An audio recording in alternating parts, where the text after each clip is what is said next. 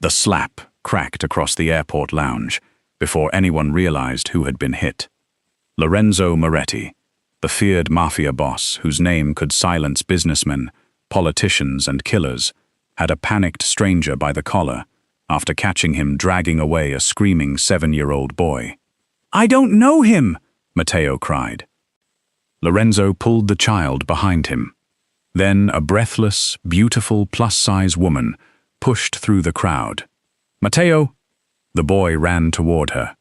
She caught him in her arms, looked up at Lorenzo, and froze. Not with gratitude. With recognition. Lorenzo should have been gone 3 minutes ago. "Boss, we need to move."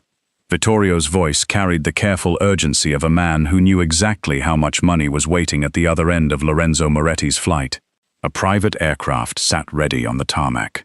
3 businessmen, 2 political intermediaries, and representatives from organizations that controlled interests across several cities were already waiting for him. Millions depended on the meeting. Under normal circumstances, nobody made Lorenzo late. Then the boy screamed, "I don't know him. Let me go." Lorenzo stopped. 20 feet away, a nervous man was gripping a small boy by the wrist and pulling him toward an exit. The child twisted violently, trying to plant his shoes against the floor. "I'm helping you find your mother," the stranger hissed. "No, I don't know you." People stared. Nobody moved. Lorenzo did. His security detail followed instantly, but he raised one hand. "Stay back." The stranger barely had time to turn before Lorenzo caught his shoulder and ripped his hand away from the child. "What the hell are you doing?" The man shoved him. It was a catastrophic mistake. Lorenzo struck him once, hard enough to send him stumbling backward. Then he seized the front of his shirt and drove him against the nearest wall. The lounge fell silent. Someone recognized him. "Jesus Christ," a man whispered. "That's Moretti." The name moved through the crowd faster than the commotion had. Lorenzo Moretti. Men who commanded companies lowered their voices around him. Criminal organizations waited for his decisions. His legitimate holdings alone stretched from luxury hotels and construction firms to shipping and private security, while beneath them existed an empire few people were foolish enough to discuss openly. The stranger's face changed. Finish that sentence," Lorenzo said quietly, "and choose the words carefully." Airport security rushed toward them. Lorenzo released the man only after officers took control. Witnesses immediately began explaining what they had seen. He turned away. The matter was finished. Or it should have been. A small hand slipped into his. Lorenzo looked down. The boy stood beside him, trembling. His dark eyes were wet, but he was trying desperately not to cry. "What's your name?" "Matteo." "Where is your mother, Matteo?" "I don't know." Lorenzo glanced toward his men. "Have security find her." Vittorio stepped closer. "Boss, the aircraft. I heard you. They cannot hold the departure much longer." Lorenzo looked at his watch. The meeting waiting for him had taken 6 months to arrange. Men who were not accustomed to waiting had crossed hundreds of miles to sit at that table. He gently tried to remove Matteo's fingers from his hand. The boy immediately tightened his grip. "Can you stay until my mom comes?" Lorenzo went still. He could order hundreds of armed men into motion with a phone call. He could close businesses, redirect shipments, make powerful people reconsider decisions they thought were final. But he had no idea what to do with a frightened 7-year-old who trusted him. "Boss." Lorenzo looked toward the windows, then back at Matteo. "Let it leave." Vittorio stared at him. "Without you?" "Yes." Minutes later, Lorenzo's aircraft departed without the man everyone had been waiting for. He remained beside Matteo. Then a woman's voice tore through the terminal. "Matteo!" The boy's entire face changed. "Mom!" A beautiful, full-figured woman pushed through the crowd, breathless and terrified. Matteo released Lorenzo, and ran straight into her arms. She dropped to her knees and crushed him against her, shaking as she checked his face and shoulders. Then she looked up. Her eyes found Lorenzo, and whatever relief had filled her expression disappeared. She froze. For several seconds, Elena Russo forgot how to breathe. She had spent the last 20 minutes imagining every terrible thing that could happen to a missing child. Now Matteo was in her arms, alive and unharmed, yet standing only a few feet away was a man whose name carried its own kind of danger, Lorenzo Moretti. She had never met him. She did not need to. Everyone knew the name. Elena rose slowly, keeping one hand firmly on Matteo's shoulder. Then fear gave way to something stronger. Maternal instinct. "Why was my son with you?" The silence around them deepened. One of Lorenzo's guards actually turned his head toward her. Vittorio stared, as though Elena had just walked into a church and questioned God. Lorenzo, however, seemed almost intrigued. "He wasn't with me," he said. "A man was trying to take him." Elena's expression changed. "What?" "He said he was helping me," Matteo interrupted. "But I told him I didn't know him." I screamed, "Like you taught me." Elena immediately crouched. "You did exactly right." He grabbed me harder. Her face drained of color. Matteo pointed toward Lorenzo. He stopped him. Elena looked up again. This time she saw more than the infamous surname. She noticed the security officers questioning a man nearby. She noticed witnesses still watching. Most importantly, she saw how Matteo stood close to Lorenzo without the slightest hesitation. Her suspicion collapsed into shame. "I'm sorry." Lorenzo said nothing. "I shouldn't have accused you." Before asking what happened, "You found your son beside a stranger," Lorenzo replied. "You reacted like a mother." That answer surprised her. So did the absence of anger in his voice. Elena stood and smoothed Matteo's hair with an unsteady hand. "Thank you." Lorenzo gave a slight nod. "No thanks are necessary." "Yes, they are. You don't owe me anything." Elena studied him. The stories described Lorenzo Moretti as ruthless, cold, a man who could end negotiations simply by leaving a room and destroy people without ever raising his voice. But Matteo was looking at him as if none of those stories mattered. Elena extended her hand. "At least let me repay whatever inconvenience this caused." Behind Lorenzo, Vittorio made a strange sound that might have been a suppressed laugh. Elena frowned. "What?" Lorenzo glanced at him. The amusement vanished instantly. "Nothing," Vittorio said. Elena looked between them. "Did I say something funny?" "My plane left without me," Lorenzo said. Her eyes widened. "You missed your flight." "Yes, because of Matteo." Lorenzo looked down at the boy. "Apparently." Matteo grinned. Elena did not. "Then I definitely owe you. You have no idea what that flight was for. That doesn't matter." For perhaps the first time that morning, Lorenzo looked genuinely caught off guard. Elena met his gaze. Everyone is owed something when they sacrifice for someone else. The sentence was simple, but it landed somewhere Lorenzo had spent years making unreachable. In his world, sacrifice created debt. Debt created leverage. Favors were recorded, remembered, and eventually collected. Elena spoke as though sacrifice had value even when nothing could be gained from it. Before Lorenzo could answer, Elena took Matteo's hand. "Come on, we need to go." They had made it several steps when Matteo suddenly pulled free. "Matteo?" He ran back. Before anyone could stop him, the 7-year-old wrapped both arms around Lorenzo's waist. Every one of Lorenzo's men went motionless. Lorenzo looked down as though the child had just handed him an explosive device. Matteo squeezed harder. "Thank you for staying." Lorenzo's hands remained at his sides. Then, awkwardly, almost cautiously, one settled against the boy's back. "You're welcome." Matteo released him and hurried toward his mother. Elena smiled faintly. Then she and her son disappeared into the crowd. Lorenzo remained where he was. "Boss," Vittorio finally said, "the meeting." Lorenzo barely heard him. His eyes stayed on the place where Elena and Matteo had vanished. For the first time in years, Lorenzo Moretti had allowed something more important than business to interrupt his life. What unsettled him was that he did not regret it. 4 days later, Lorenzo Moretti stood in his office, holding a small red notebook covered in faded dinosaur stickers. It had been found beneath a chair in the airport lounge.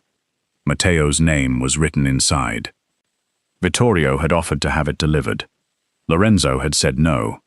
Now, standing outside a modest neighborhood bakery with 2 armed guards behind him, Lorenzo was beginning to suspect that decision had very little to do with protecting a child's property. "You could still send me in," Vittorio said. Lorenzo opened the door. "No." The conversations inside softened almost immediately. A businessman near the counter recognized Lorenzo first. His smile disappeared. Another customer followed his gaze, then noticed the 2 men behind Lorenzo. Within seconds, the atmosphere changed. Lorenzo was accustomed to that. Fear usually entered a room before he had spoken a word. Then a woman behind the counter looked up. "Elena." Her surprise lasted only a moment. "You." Lorenzo placed the notebook on the counter. "Your son left this." Her expression softened. "He's been looking everywhere for it." "I assumed so." Elena glanced toward his guards. They had positioned themselves on either side of the entrance, scanning everyone who came near. Could they not do that? Lorenzo raised an eyebrow. "Do what?" "Stand in the doorway, like they're preparing to invade Poland." Vittorio looked at Lorenzo. Nobody spoke to him this way. "Their security," Lorenzo said. "They're blocking customers." Lorenzo turned. "Move." Both men immediately stepped aside. Elena nodded approvingly. "Thank you." Something dangerously close to a smile touched Lorenzo's mouth. Then footsteps pounded from the back. "Lorenzo?" Matteo appeared and ran toward him. Lorenzo instinctively crouched before the boy reached him. "You found it!" "I did." Matteo hugged the notebook to his chest, as though Lorenzo had returned buried treasure. "I thought I lost it forever." "You should take better care of things that matter to you." Matteo considered this seriously. Then he looked at Lorenzo. "Do you have friends?" Elena closed her eyes. "Matteo." "What?" "You cannot ask people that." "Why?" Lorenzo answered before she could. "A few." Matteo looked toward Vittorio. "Is he your friend?" Vittorio suddenly became fascinated by a display of pastries. Lorenzo considered the question. "He has been with me for 17 years. "That wasn't what I asked." Elena covered her mouth. Lorenzo stared at Matteo. Then, unexpectedly, he laughed. It was quiet and brief, but every person who knew who Lorenzo Moretti was seemed to notice. "Yes," he admitted. "He is my friend." Matteo nodded, satisfied. "And why do those men always follow you?" "Because keeping me alive is their job." Elena shot Lorenzo a warning look. "What?" he asked. "He's 7, he asked. Matteo leaned closer. "Are people trying to kill you?" "Matteo." This time Lorenzo spared Elena. "Some questions," he told the boy, "are better saved until you're older." Matteo accepted that for approximately 3 seconds. "Why do you always look angry?" Lorenzo went silent. Vittorio turned away, shoulders moving suspiciously. "I don't always look angry." "You do. I'm not angry now." "You still look angry." Elena laughed. Not nervously. Not because she wanted something from him. She simply laughed. Lorenzo looked at her. There was flour on one side of her apron, and her soft, full figure moved naturally as she leaned against the counter. Nothing about her seemed constructed for his approval. She was warm where his world was cold, unimpressed where others performed obedience, and beautiful, in a way that suddenly made the small bakery feel far more interesting than any room where powerful men waited for him. Elena caught him staring. What? Nothing. Her eyes narrowed, but she smiled. Matteo pulled Lorenzo toward a table. You have to see what I drew. Lorenzo allowed himself to be led. Elena watched the feared head of an enormous criminal empire sit beside her 7-year-old son and study a childish drawing with the seriousness he might have given a multi-million-dollar contract. Something shifted inside her. The man frightened her. His world certainly did. But the longer she watched him listen to Matteo, the harder it became to make Lorenzo Moretti fit inside the stories she had heard. And Lorenzo had a more troubling realization of his own. He had returned the notebook. There was no longer any reason for him to stay. Yet when Elena placed a cup of coffee in front of him and Matteo began explaining his drawing, Lorenzo made no move toward the door. For the second time, he chose them over somewhere else he was supposed to be. The first time Lorenzo tried to solve Elena's problems, he nearly destroyed whatever was beginning between them. He learned about the lease dispute through Vittorio. The bakery had operated from the same building for years, but a new property company had acquired the block. Suddenly, Elena and the elderly couple who owned the bakery were being pressured into signing a contract with impossible increases and penalties. They want them out, Vittorio explained. The location is worth more empty. Lorenzo looked at the documents once. Who owns the company? Vittorio told him. Buy it. The building? The company. By sunset, men who had spent months threatening Elena were receiving calls from lawyers, investors, and people whose names made them suddenly reconsider their position. By the following morning, the pressure had vanished. Lorenzo considered the matter finished. Elena did not. She walked into one of his luxury hotels that afternoon and crossed a lobby where businessmen visibly straightened when they recognized the man approaching her. Did you do it? Lorenzo stopped. Do what? The lease. Elena, you did. He glanced at Vittorio. That was enough. Her face hardened. I told you I was handling it. They were exploiting you. So? So I stopped them. You bought the company. Lorenzo lowered his voice.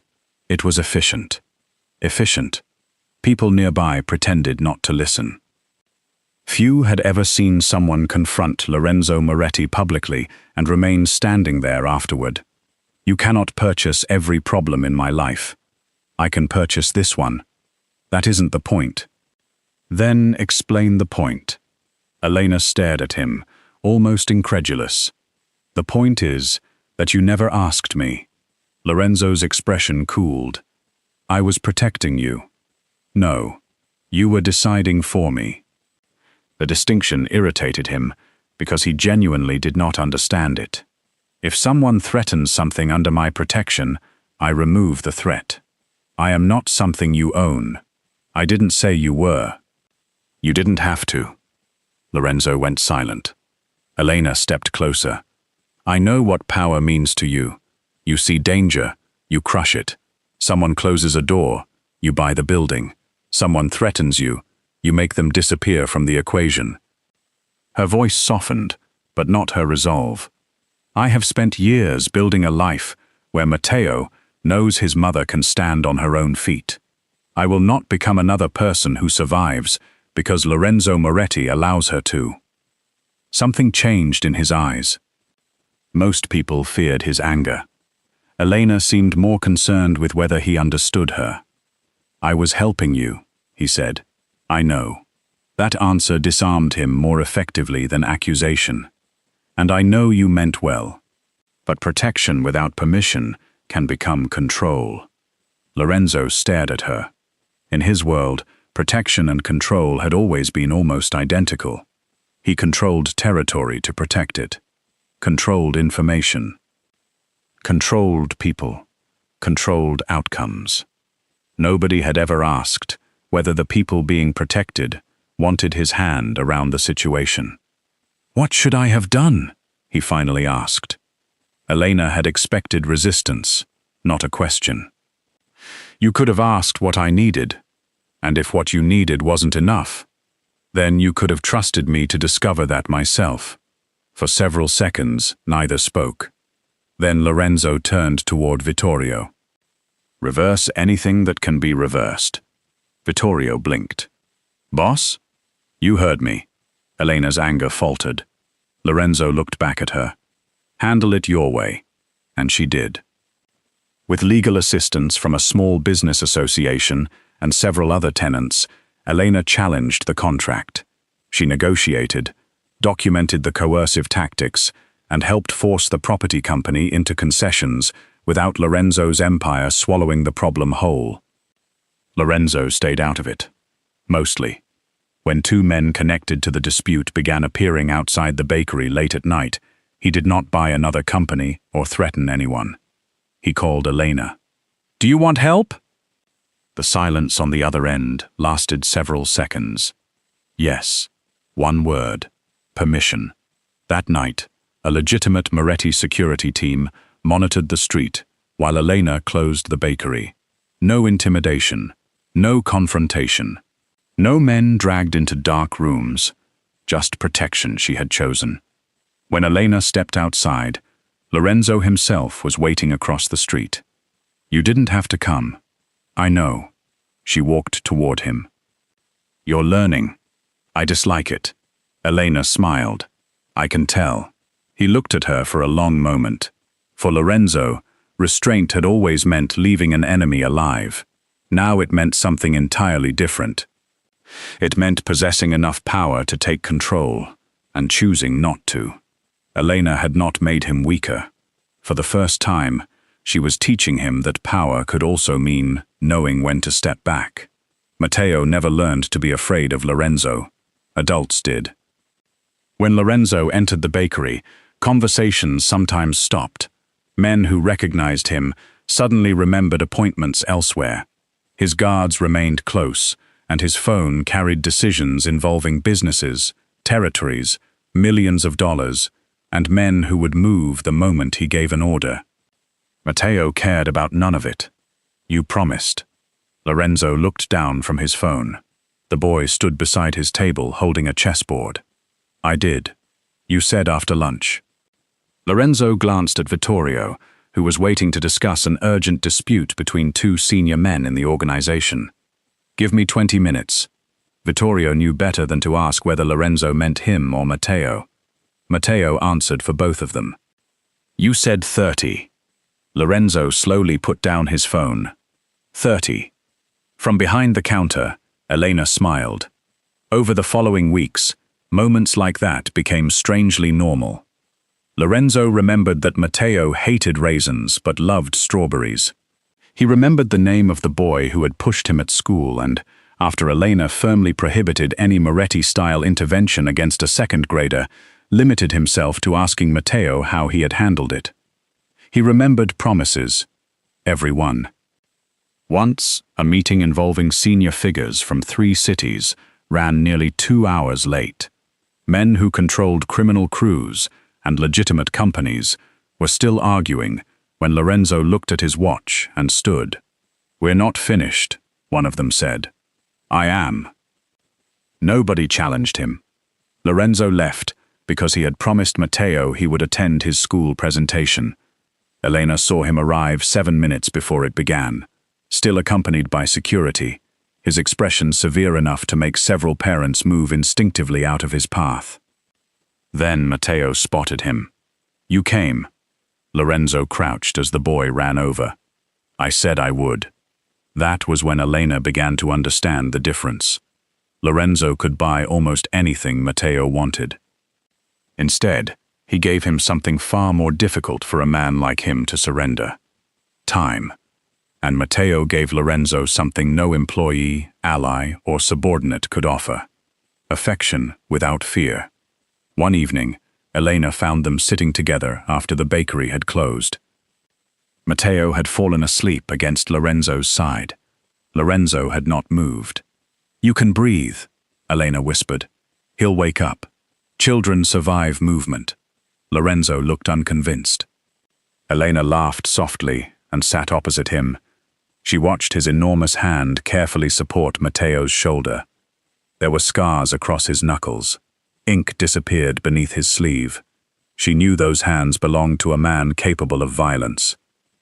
Yet with her son, every movement was controlled by gentleness. "You're good with him." "No, I'm not." "You kneel every time you talk to him." So he doesn't have to look up at you." Lorenzo glanced down at Matteo. "I don't want him to be afraid of me." The honesty in his voice made Elena quiet. Most men wanted to appear stronger around Lorenzo. Lorenzo, she was realizing, wanted to appear less frightening around her son. Her attraction to him had become impossible to dismiss. Yes, he was handsome, painfully so, but that was no longer what unsettled her most. It was the way he listened, the way he had learned to ask before helping.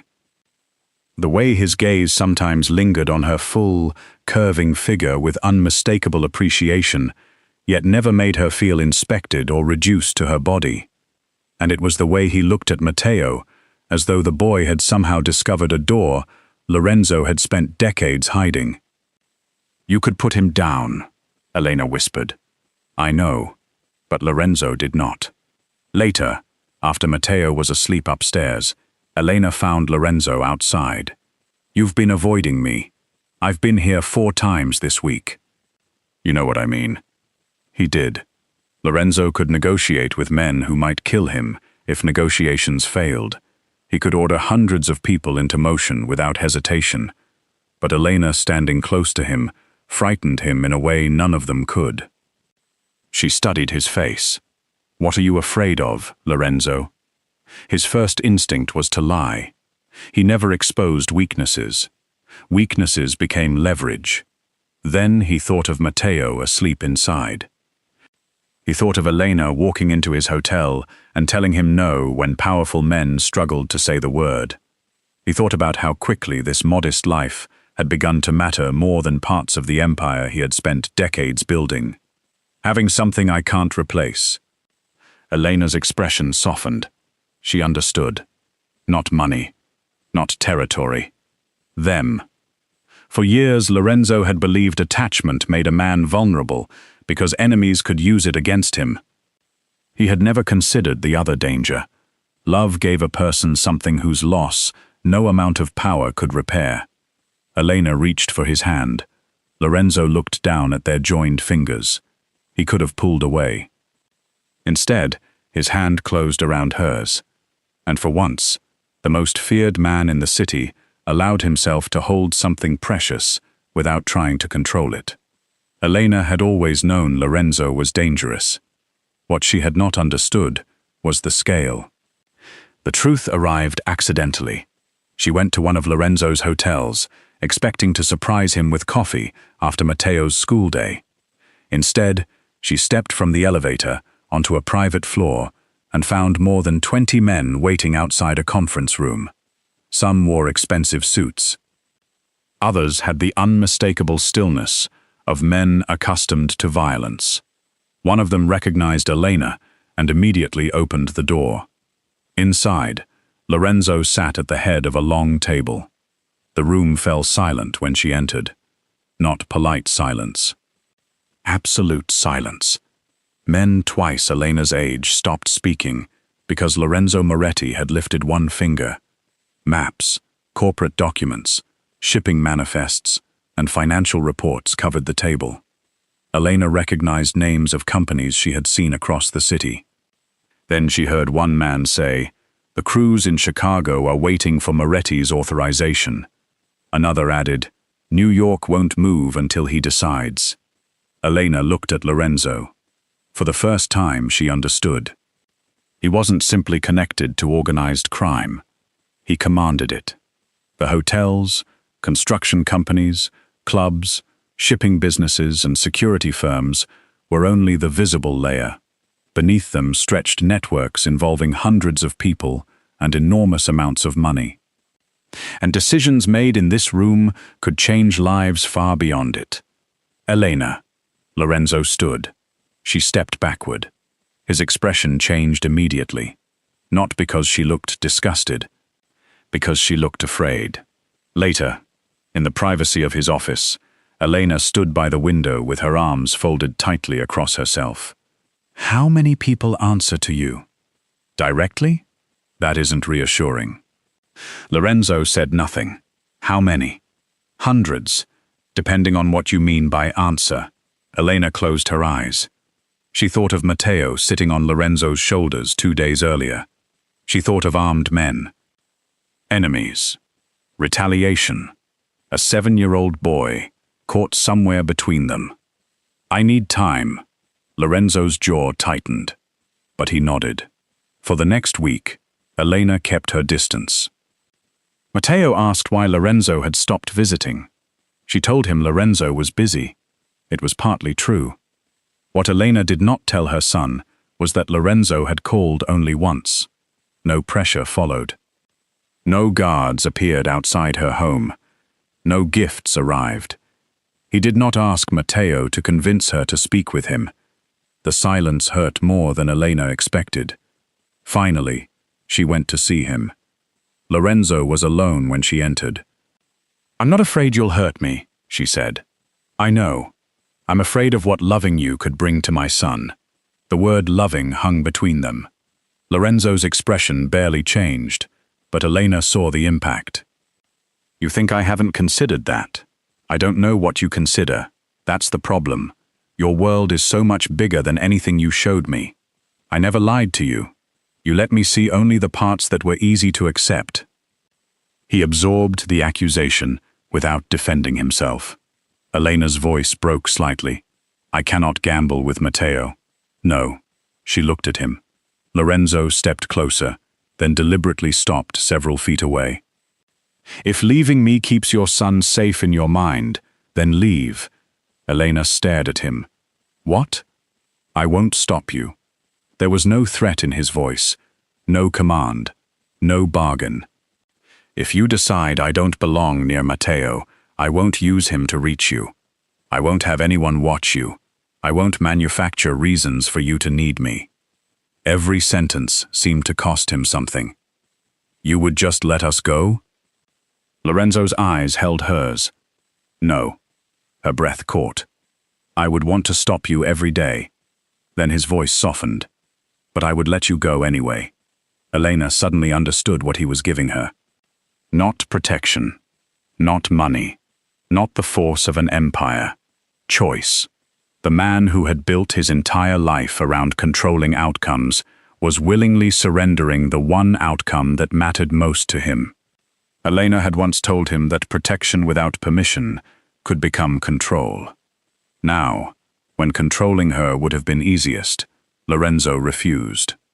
She walked toward the door. Her hand rested on the handle. Lorenzo did not move. Elena looked back. She still did not know whether she could accept his world, but for the first time, she knew something far more important. Lorenzo was no longer asking her to live by his definition of power. He was changing it, and that made walking away much harder than she had imagined. 3 weeks later, Elena lost Matteo for the second time. There was no suspicious man this time. No airport. No obvious danger. Only a crowded neighborhood street fair, hundreds of moving bodies, and one terrible moment when Elena turned around and her son was gone. Matteo? She checked behind the food stall. Nothing. Matteo! Panic arrived faster this time, because Elena already knew what it felt like. She ran toward the nearest intersection, searching every small face. Nothing. Someone told her to call the police. Elena pulled out her phone, but the first number she pressed was not the police. Lorenzo answered immediately. Elena? I can't find him. Silence. Only for a fraction of a second. Where are you? She told him. How long? Maybe 5 minutes. Lorenzo, I turned around for 1 second. Listen to me. Stay where he last saw you. Call the police now. I'm coming. The line disconnected. Across the city, Lorenzo Moretti's empire moved. Security teams left hotels and offices. Drivers received Matteo's photograph. Men who normally protected shipments, buildings, executives, and Lorenzo himself were redirected toward one frightened 7-year-old. Within minutes, dozens were searching. Then dozens became more. Vittorio approached Lorenzo as he arrived.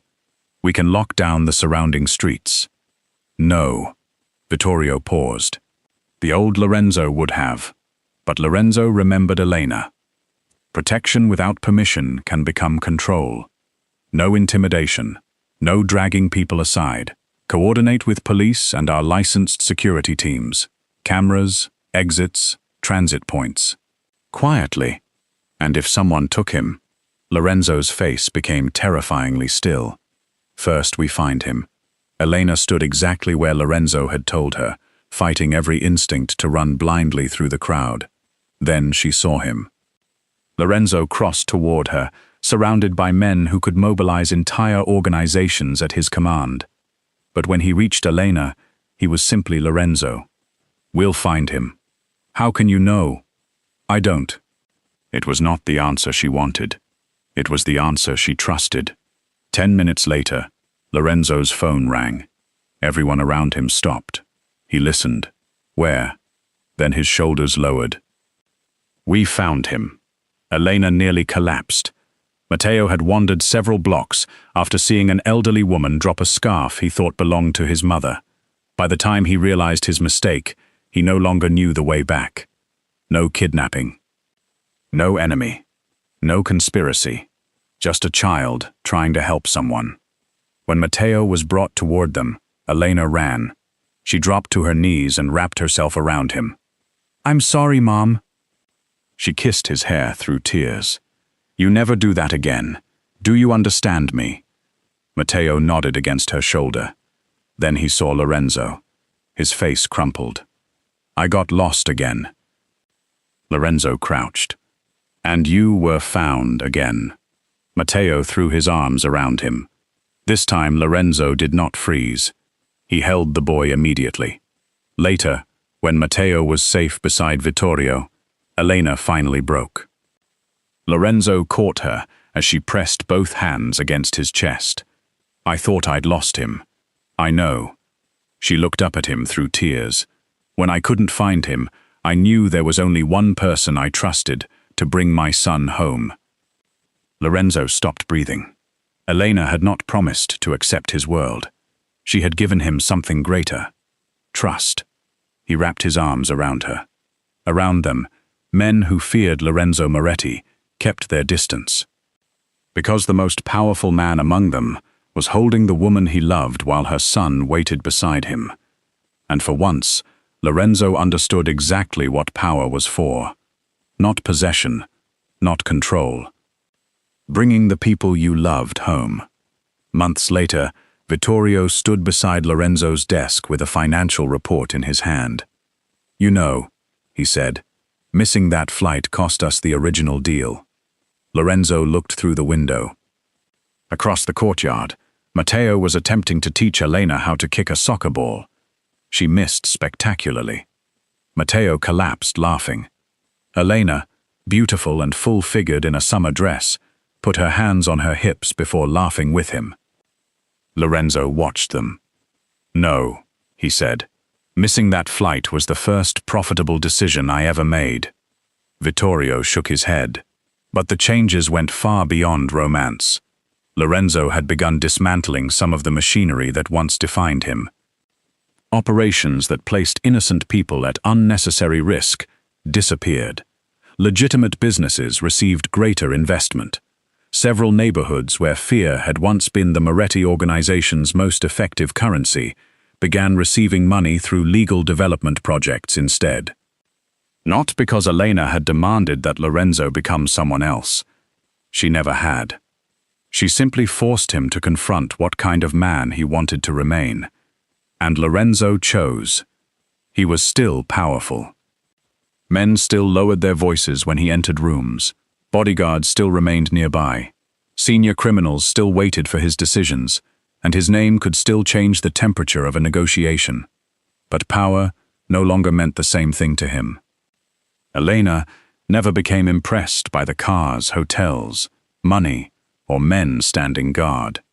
She remained Elena, warm, stubborn, independent, beautiful exactly as she had been the day he met her. And Lorenzo loved every soft curve of the woman who had never needed to make herself smaller, physically or emotionally, to fit inside his life. One afternoon, as the three of them prepared to leave together, Matteo looked up at him. "Are you going to miss another flight because of us?" Lorenzo glanced at Elena. "For you two, I'd miss every flight." Elena laughed. "That is a terrible business strategy." Lorenzo slipped an arm around her waist and pulled her gently closer. "You changed my definition of business." "My definition?" She rolled her eyes, but leaned into him. Matteo took Lorenzo's free hand. Once, Lorenzo Moretti had believed power meant never needing anyone. Then a lost little boy screamed in an airport. Lorenzo stopped. The boy taught him what it meant to protect someone who expected nothing in return. And the boy's mother taught him something far more difficult: how to love without controlling. How to become vulnerable without becoming weak. How to choose family over fear. Lorenzo Moretti had missed only one flight, but Elena and Matteo had given him somewhere worth staying.